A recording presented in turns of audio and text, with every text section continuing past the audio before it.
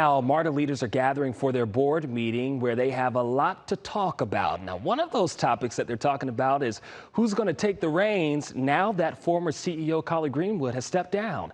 Atlanta News First Sarah Hammond is live from the Art Center station ahead of that meeting. Sarah.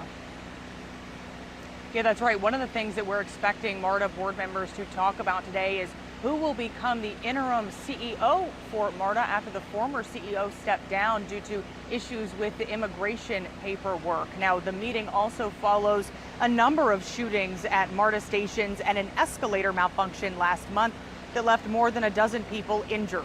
Earlier this month, someone shot two MARTA officers as they tried to arrest him at the 5 Point station. Just yesterday, a man was shot at the Hamilton E. Holmes station. And last month, following a Beyonce concert, more than a dozen people were injured when an escalator malfunctioned at the Vine City station and suddenly sped up, throwing people into a pile on the ground. Atlanta Councilwoman Marcy Collier-Overstreet, who also vice chairs the Transportation Committee, says safety is paramount, especially ahead of next year's FIFA World Cup, bringing in massive crowds to the city.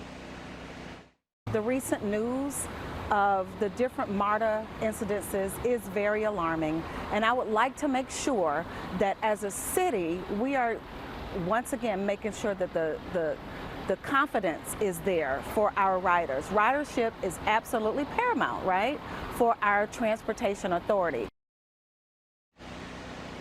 Now, she says the Transportation Committee wants MARTA to come before them to present their new protocols and also see where they are in the investigation as to what exactly happened to this escalator. And we're going to have much more on this MARTA Board of Directors meeting a little later today.